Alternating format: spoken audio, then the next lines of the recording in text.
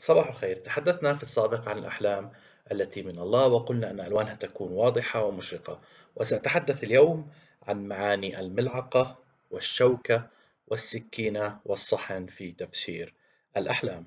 أولا، الملعقة: غرف وسكب الماء أو الدم بالملعقة في الحلم يرمز إلى التضحية وبذل النفس عن الآخرين وللآخرين، وليس هناك أجمل من حياة يقضيها الشخص لغيره ولمساعدة غيره.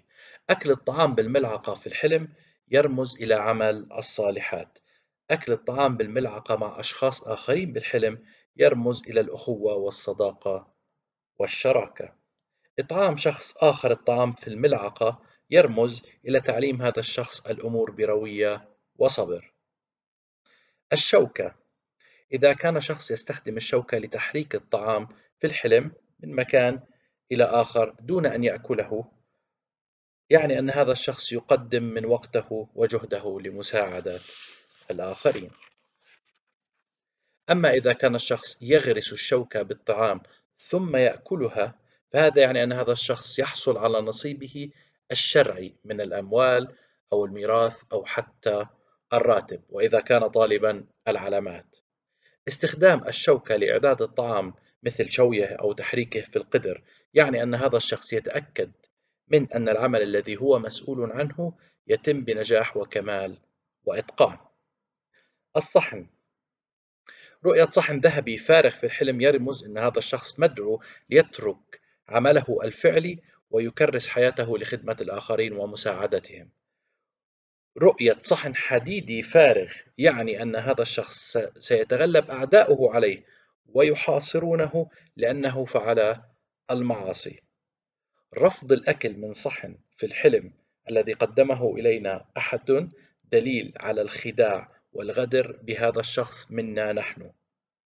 تناول الطعام الصلب من الصحن في الحلم دليل أن هذا الشخص ناضج وواعي وحكيم ويتعلم دروس دسمة في الحياة ويطبقها. رؤية صحن فارغ مزين ومزركش في الحلم دليل أن هذا الشخص سوف يحصل على تغيير إيجابي جميل على حياته قريبا. السكين: وضع سكين الطعام على رقبة شخص في الحلم دليل أنه يعاني من الشره والنهم وعليه التوقف عن الأكل المفرط قبل أن يودي بحياته. رؤية أسنان شخص السفلية في الحلم على شكل سكاكين دليل أن هذا الشخص يبتلع المساكين والبائسين والمحتاجين ويظلمهم. قطع كتاب أو مخطوطة باستخدام سكين دليل على عدم الاكتراث أو حتى الخوف من قضاء الله وعقابه واللامبالاة.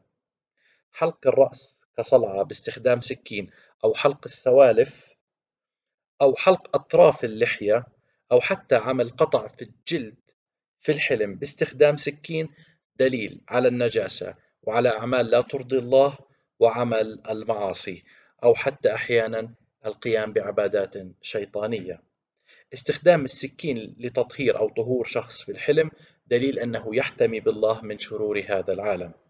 قطع دابة بالحلم باستخدام سكين دليل على العهد بين الإنسان والإنسان أو العهد بين الإنسان والله على الولاء والإخلاص في حالة الإنسان والاستمرار بعمل الصالح رغم الألم واليأس في حالة الله. استخدام السكين في الحلم لمحاولة قتل شخص عزيز دون قتله في الحلم دليل أننا نضحي بأغلى ما نملك لننال رضا الله واستحسانه على حياتنا. قطع يد امرأة في الحلم باستخدام سكين دليل على النجاسة والمعصية الجنسية.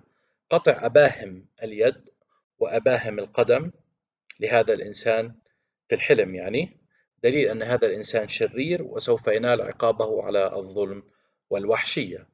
قلع العينين الاثنين باستخدام سكين دليل أن شهوة هذا الشخص الجنسية سوف تزول وتمحى وسوف يعود إلى صوابه. قلع عين واحدة اليمنى باستخدام سكين دليل على التخلص من محبة المال والطمع.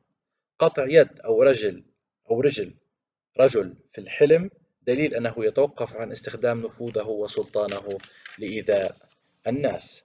قطع غصن شجرة في الحلم أو قطع غصن دالية باستخدام سكين، دليل أن هذا الشخص يمر بامتحانات وتجارب لتقوية إيمانه وتنقيته من حب العالم الزائل.